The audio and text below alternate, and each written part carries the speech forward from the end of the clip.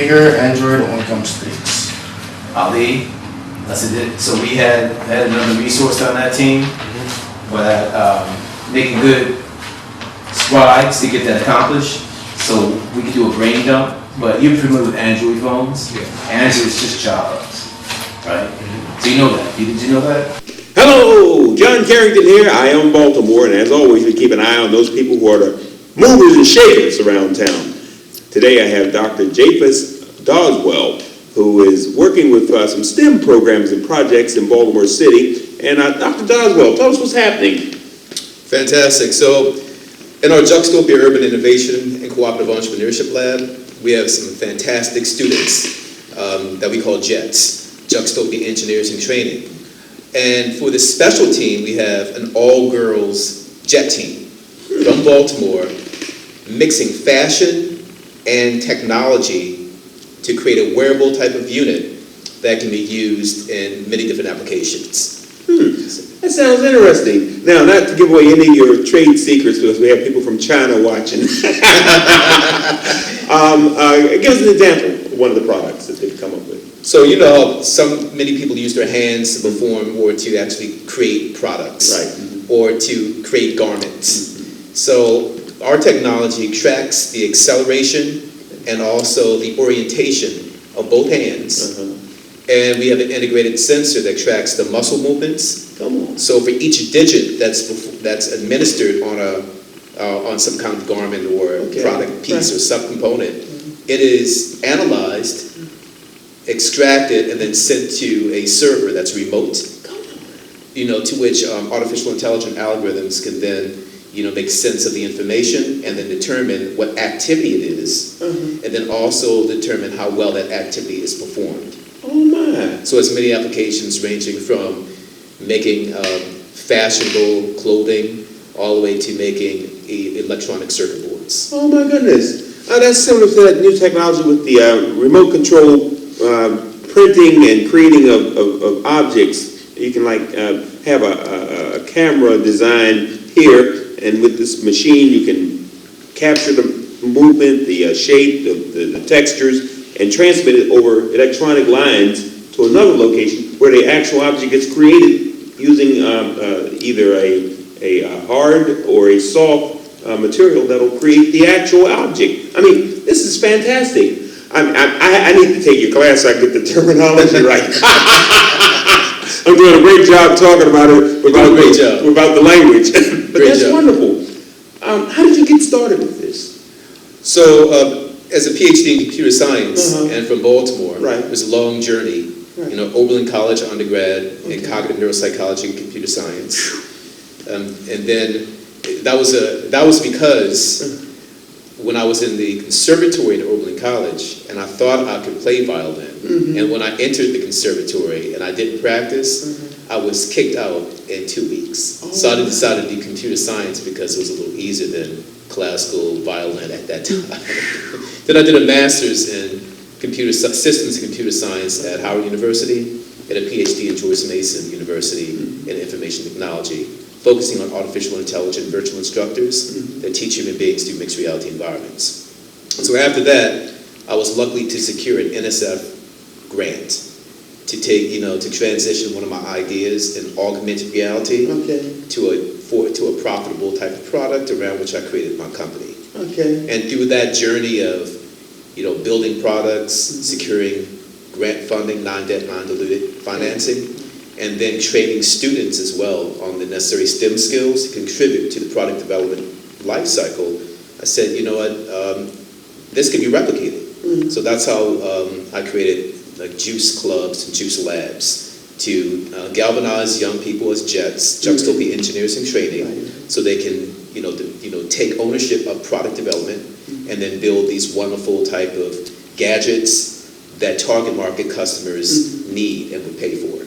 Oh my goodness!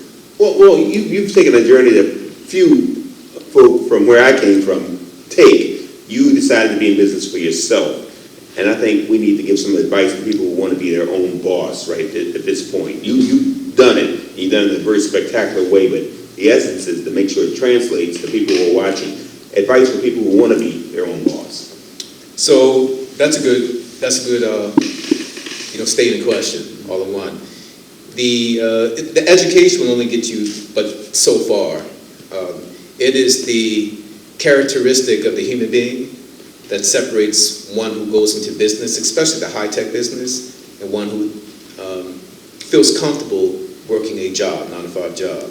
The characteristics, from my opinion, is have to have perseverance, no quit attitude when things get rough.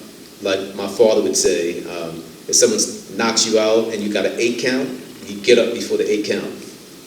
So it's that perseverance and that fortitude that is exemplified continuously throughout a journey. And then be able to have discipline, set a plan of action, hit those milestones, complete the task in order to achieve a mission objective. And then know that you're going to hit the mission objective no matter what comes in your way. And I think if that attitude is demonstrated consistently for someone who wants to go into business for him or herself, then one will succeed at some point.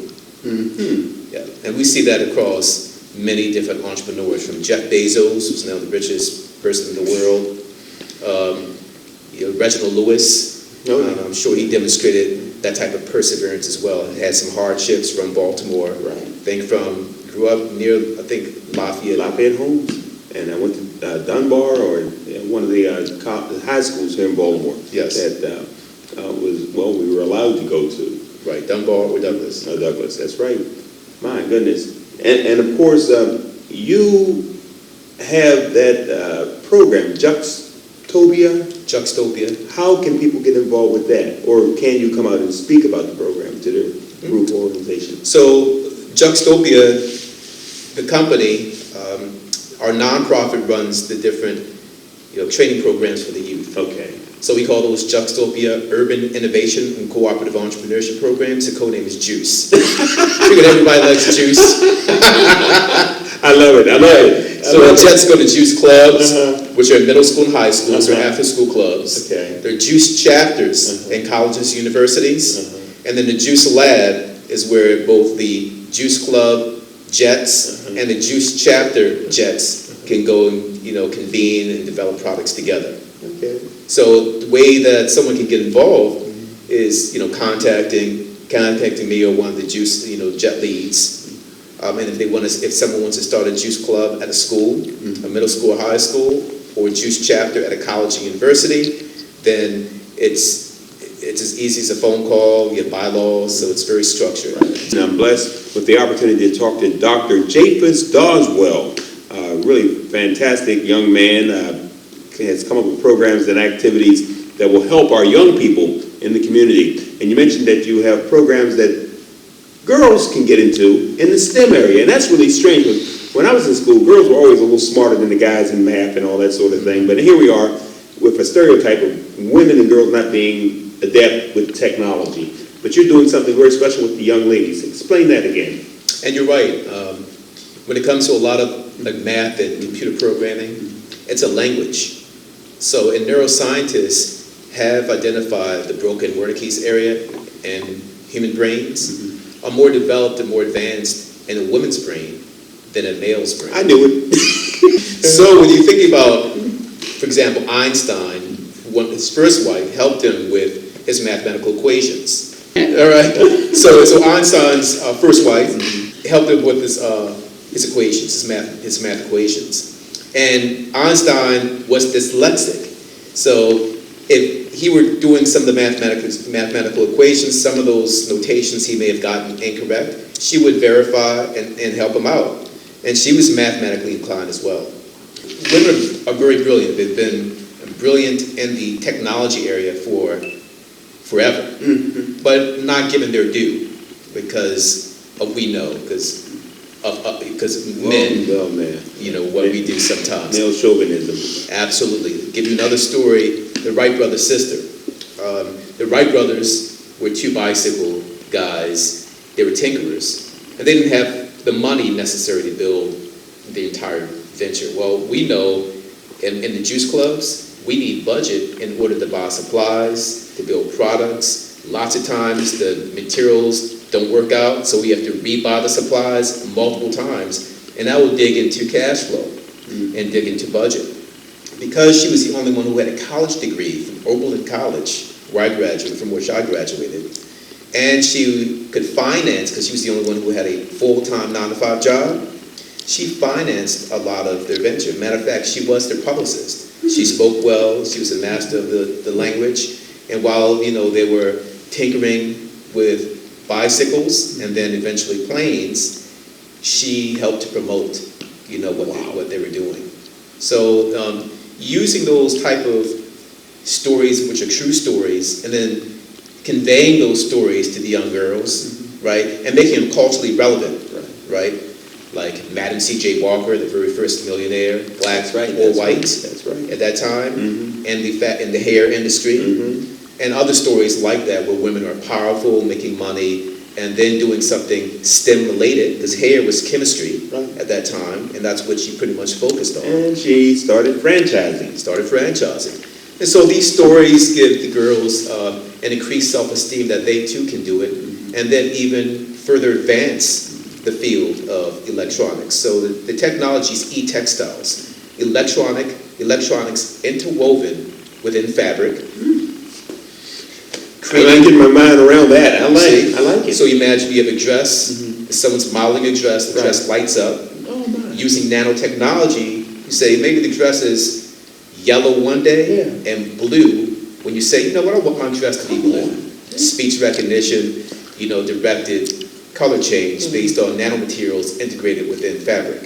So this is the future, and the future is here. So many fashion design companies are starting to look at e-textiles, different chemistry to change fabrics, different colors, or having different characteristics, called smart materials or metamaterial.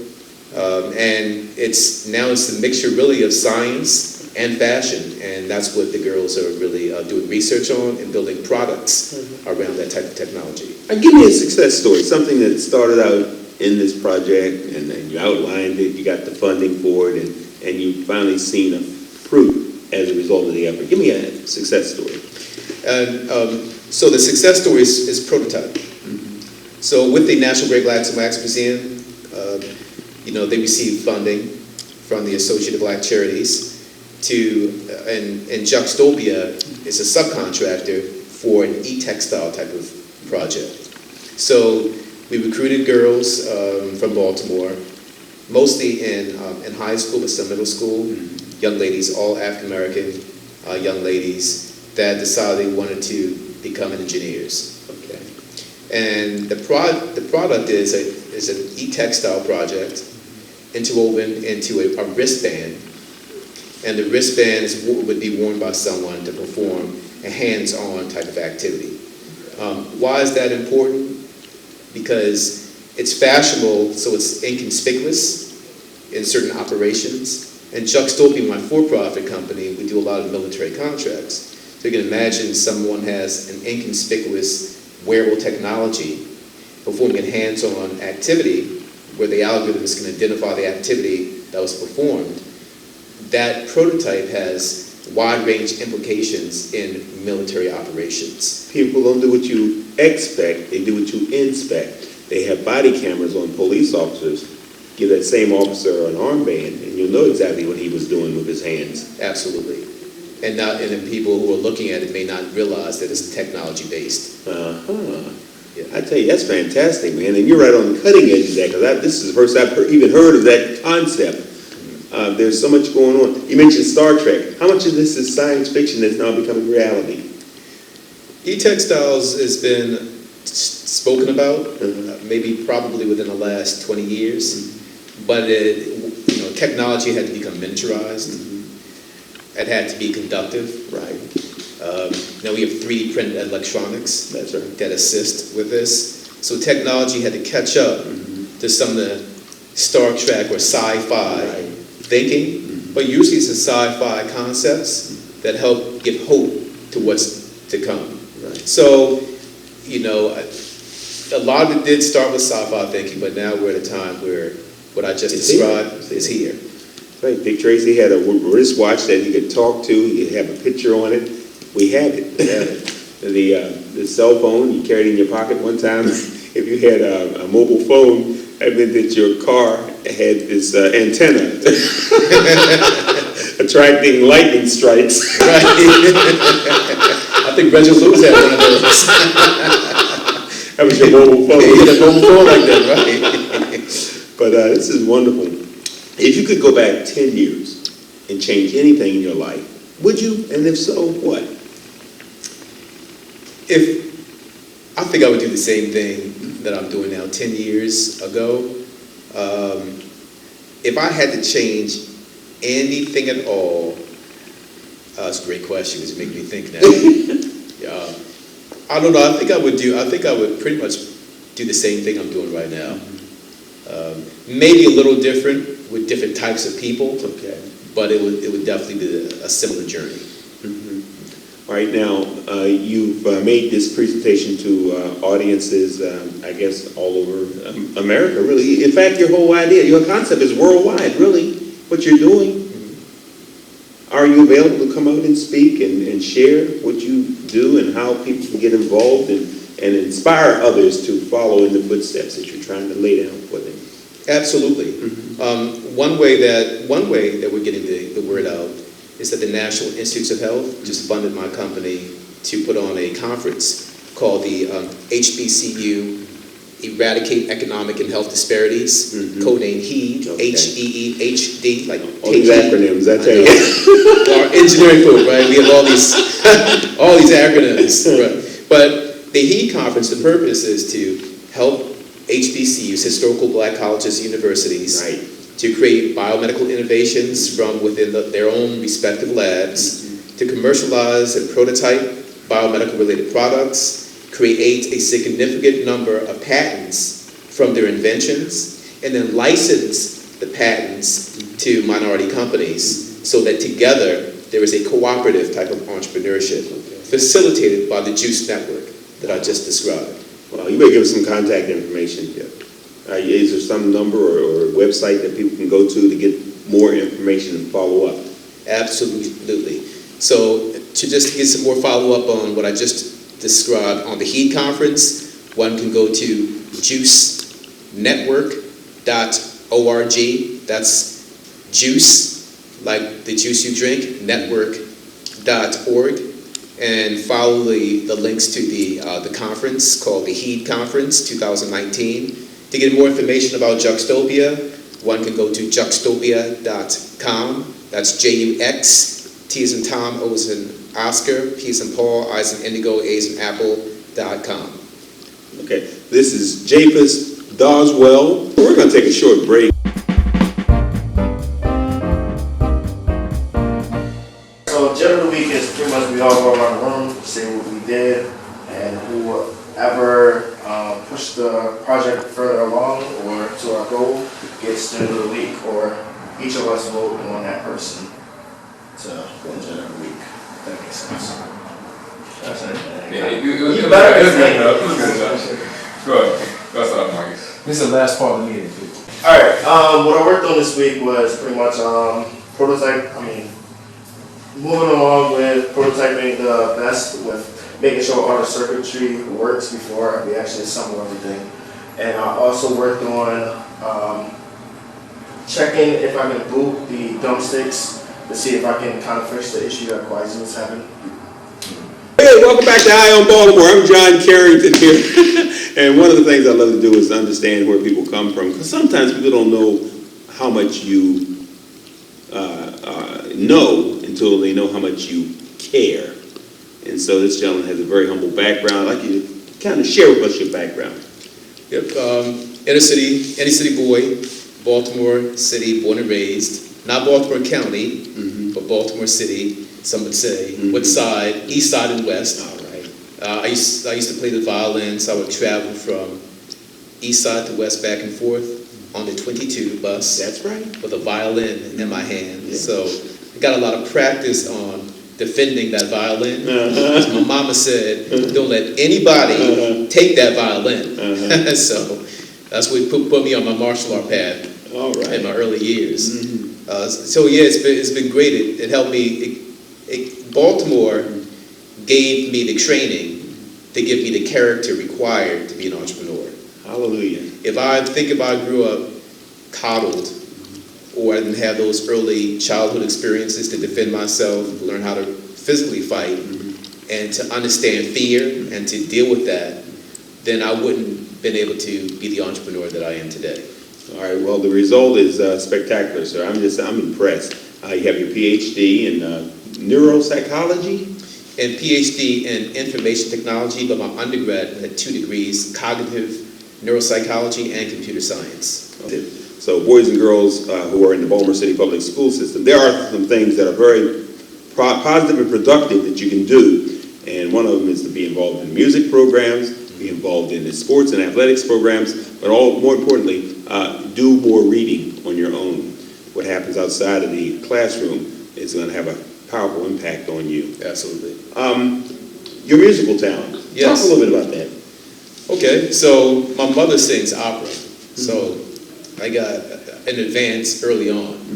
So I think when I was 4, she was playing Chopin's Prelude, and I would be on the keys, on the upper keys, on the 88 keys, on the standard piano keyboard, trying to play what she was playing, and I developed an ear for music.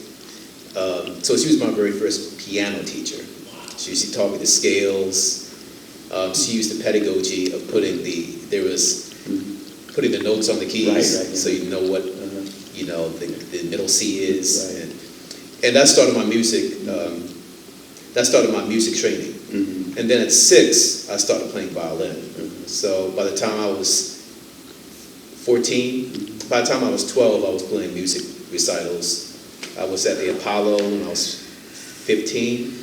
Won first place playing Careless Whisper, George Michael, with a band that we called Future Dynamics. It was a drummer, saxophone player, Vonzel Sonderland, the saxophone player, Prentice Vincent, the bass player, Daniel, and then I played keys. And then I was in a band, a music group, a singing group, sang lead, backup singer. So this guy who's passed away, one of my childhood friends, Charles Franklin Jr. He was the lead singer for that, and had a good time. Thought I was going to be a musician growing up. Thought I was going to be John Legend before John Legend. Yeah, so those are some good times. And dance. I choreographed dance pieces. I actually lettered at City College High School in modern dance. Man. And then when I went to Oberlin College, it was just a natural transition because it has a great music conservatory. I did I choreographed dance pieces there, and also there's so many musicians at Oberlin. We just vibe with one another musically. And so the intent initially was for my computer science degree to pay for my music career. So what I did, and here's the trick. Now I'm telling you here's the secret. The secret is I wasn't as great in mathematics as I was in music. I was just naturally talented in music. I had Irene Kohlmeyer, Cecilia Sugang were my violin teachers, and they were so strict, and they only demanded the propensity for perfection. Right. My other educators didn't really have that type of focus on perfection. So I was going to be a musician. So I had to hack my brain to turn one of my, what I considered a weakness, into a strength. And hence did a PhD in my weakness, not in my strength. And so now the creativity of the foundation I received in music that gives me the creativity that I use today to develop products is leveraged so that I can develop products probably better than a lot of other people that develop similar type of products. Man, oh man, oh man. There'll be never another person on the face of the earth with your combination of talents, skills, interests, and exposure to a environment. You're the original, man. You're really something. I think there are others like well, no, not the combination, man. You mentioned pedagogy. That's the theory of how children learn. Andragogy is how adults learn. Right. And you mentioned pedagogy as the piano being made so that a child can understand it. And as a result, you got really good at music. Right. So children and adults learn at different paces, they learn in different ways. And what advice do you have for our students? There's schools reopened, and there's students who need to do things to be good students. What advice do you have for them? The advice I have for students is, students and parents of the students, get apprenticeships. Don't ever think you don't have enough information in order to do something that you like to do. And I know the STEM area may sound kind of nerdy to some, or it's not cool, but take it from me, I was a musician with the Apollo, played all around Baltimore in a band, and decided that I fell in love with computer science, which was not my original intent, but I found the creativity in this other tool. The other thing is I would give students that God gives us the gift of creativity. Human beings find instruments to express it. The computer is no different from a piano, guitar. It's just another instrument to express creativity. The pencil in your hand or the pen, you're doing mathematical equations on a tablet. The mathematical equation is an expression, just like rap lyrics are expression as well. So find the associations with that. Do something unique. Find your niche, and never think it's too early to start with if you're thinking about entrepreneurship, your entrepreneurship endeavor. So that's what I would have to say. Jayfus Doswell, you're the greatest. Are there any final thoughts you want to share? Oh, absolutely. Definitely want to talk about the National Great Blacks and Wax Museum. I sit on the board of the Blacks and Wax Museum. So does my mother. I've been on the board for, I think, over 10 years now. And Dr. Martin, what she's done with the Blacks and Wax Museum, she and her late husband, it's just extraordinary. And I grew up, looking up to Dr. Martin and what she's built as an entrepreneur to build the museum and to even look at its expansion. Also would like to say that, we moved our, the very first Black high-tech incubator in Baltimore to the National Great Blacks and Wax Museum because it's very symbolic. We said we could move it anywhere around Baltimore, but we wanted to make it an historical type of landmark in itself so that other young people that are aspiring to be and even exceed my accomplishments can get their foundation there at the National Great Blacks and Wax Museum in the Juice Lab. So, and it's a cool lab. It looks like what Lockheed Martin used to call, they used to call them skunk works, like these secret rooms where you do some amazing things, and that's how it looks. And the Baltimore students, they like it. We used to have our lab in emerging technology centers over East Baltimore, over at the old Eastern High School. Johns Hopkins purchased that, the whole building. And the students would go there, they would go between these flags and have to go through security. Wow. And it was a great environment, but I think it was a little intimidating at their young age. This one is like they're walking into the mansion, walking upstairs, no security, not that they know about. There's always security. And they go into their secret lab and they do great work. So I would like to thank Dr. Martin and the National Blacks and Wax Museum for housing us there, but also it is very symbolic for us to have the Juice Lab headquartered at that location. Please return to On Baltimore. We need you as a role model. We need you as an inspiration to all of our viewers. I want to thank everybody for watching On Baltimore. I'm John Carrington. This is my special guest, Dr. Jayfus Doswell. And hey, I'll be looking for you again on On Baltimore. Bye. Music has a profound effect on the mind. Right, so whenever you hear music, it triggers the amygdala, which is like the emotional center of the brain. So we had music to motivate the players to keep moving forward during the game. Victory! Congratulations.